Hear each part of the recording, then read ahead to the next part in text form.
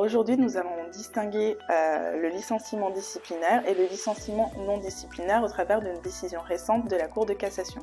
Simple petit rappel, le licenciement disciplinaire et le licenciement non disciplinaire sont deux composantes du licenciement pour motif personnel. La distinction est assez simple en théorie. Le licenciement disciplinaire repose sur une faute, un manquement aux obligations contractuelles, tandis que le licenciement non disciplinaire est une absence de faute, autrement appelée cause objective.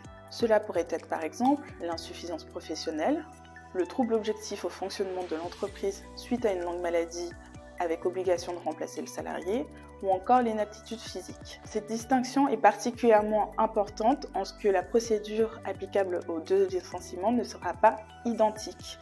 En effet, pour le licenciement disciplinaire, il faudra appliquer le droit disciplinaire à la procédure de licenciement.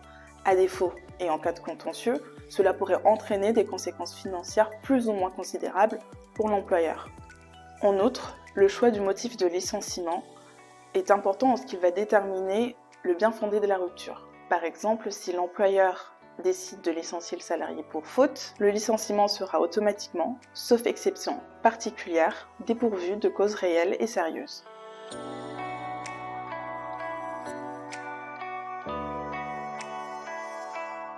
Compte tenu de tout ce qui a été évoqué précédemment, est-ce que l'employeur va pouvoir licencier un salarié pour un motif non disciplinaire, et ce même s'il a enclenché une procédure disciplinaire? Alors la question a été soulevée récemment devant la Cour de cassation dans un arrêt du 9 mars 2022. Dans cette affaire, le salarié, directeur d'exploitation générale de l'entreprise, avait été convoqué à un entretien préalable à une sanction disciplinaire, à la suite de laquelle l'employeur lui a proposé un poste de directeur d'exploitation sectorielle. Les responsabilités et la rémunération s'en trouvant réduites, il s'agissait ainsi d'une rétrogradation disciplinaire. Le salarié ayant refusé une telle sanction, l'employeur l'a de nouveau convoqué à un entretien préalable et l'a ensuite licencié pour insuffisance professionnelle.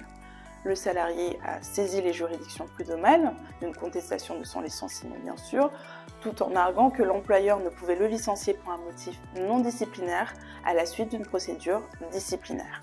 Les juges du fond ont donné raison au salarié en ce que l'employeur qui avait déclenché une procédure disciplinaire, qui en plus avait abouti à une sanction disciplinaire refusée par le salarié en raison d'une modification de son contrat de travail, l'employeur ne pouvait plus rompre le contrat sur un autre terrain. La Cour de cassation a censuré la décision de la Cour d'appel et a rappelé les règles de détermination du caractère disciplinaire ou non du licenciement.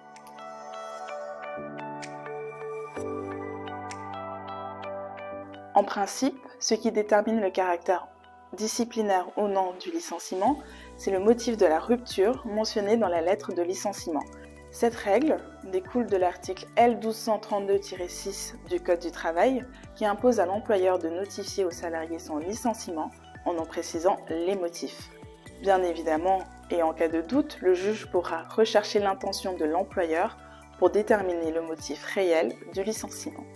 C'est en s'appuyant sur ces dispositions que la haute juridiction a statué qu'il importe peu finalement que l'employeur ait enclenché une procédure disciplinaire au préalable. Le motif de la rupture indiqué dans la lettre de licenciement fixe en seul le caractère disciplinaire ou non du licenciement.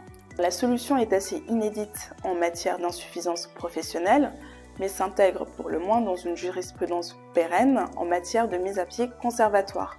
En effet, le prononcé d'une mise à pied conservatoire n'implique pas que le licenciement notifié ensuite revête nécessairement un caractère disciplinaire.